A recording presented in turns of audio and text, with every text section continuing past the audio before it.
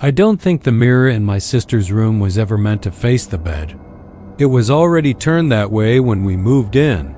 No one remembered putting it there, and no one wanted to touch it. The first night, she said she saw something wrong. Not scary, just off. Like the room in the mirror didn't match the one she was in. I told her it was probably just the shadows. Old houses do that, but she didn't sleep. She kept watching it. Said something kept changing, small things. The window being open when it wasn't, the door slightly ajar. Things we could explain. Until she said she saw herself get up. I laughed at first. Thought she meant she dreamed it. But she shook her head. Said she was awake. And in the mirror, she watched herself sit up slowly and turn toward the door. While she stayed still in bed, I didn't know what to say to that. So I checked the room. Nothing moved. Everything normal. The mirror just showed us standing there. But something felt wrong about it. Like it was waiting. The next day we tried covering it. A blanket taped at the corners. It didn't stay. Every time we came back, it had slipped down. Not fallen.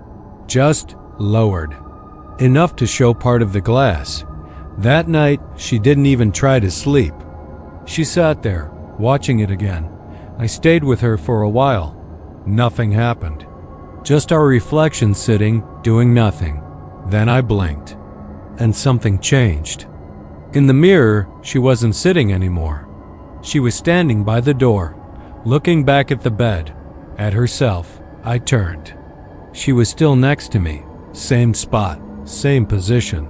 But in the mirror, she reached for the handle. I grabbed her arm. Told her not to move. She hadn't. She was shaking. The door in the reflection opened, slow. But in real life, it stayed closed. That's when I felt it. Something cold near the hallway. Like the air had shifted. Maybe I should have told someone. But what would I even say? We both watched the mirror. Her reflection stepped into the hallway. And just stood there, looking at something we couldn't see. Then it leaned slightly to the side, like it was trying to look around a corner, watching something approach. I didn't want to see what it was, but I couldn't look away. The hallway and the reflection got darker, not like the lights turned off, just dimmer, like something was blocking it. Then her reflection took a step back, into the room, slow, careful, like it didn't want to make noise. I tightened my grip on her arm. She whispered something, but I didn't hear it. All I saw was the mirror. Her reflection backed up all the way to the bed, then stopped, and looked straight at us. Not at her, at us. Then the door in real life creaked, just a little. We both turned. It was still closed, but the handle moved, just slightly. When we looked back at the mirror, the door was already open, and something was standing there. Not clear. Just tall. Too still. Too close. That's when it stepped in. Not fast, just certain, and her reflection didn't move. It just stood there, waiting. We both ran. Didn't stop. Didn't look back. The next morning the mirror was gone. No one knew where. No one remembered taking it out, but her door was open, and the hallway felt different. Like something had already passed through. There are more. I just don't talk about them. Why did the mirror in the dining room show us eating before we even sat down? I noticed it while setting the table. Just a quick glance, but it was enough. In the reflection, we were already there. Plates half empty, glasses moved. My father reaching for something that wasn't on the table yet. I turned around. The chairs were still empty. No one had come in. I looked back. The mirror still showed it. Us, eating, talking, but I couldn't hear anything. Just silent movement, like watching something through glass. I called out. No one answered. Then the reflection changed. My mother stopped mid-motion. Her hand just froze, holding her fork in the air. The others kept moving. Didn't notice. But she did. Slowly, she turned her head toward the mirror, toward me. Except I wasn't there yet, not in that moment.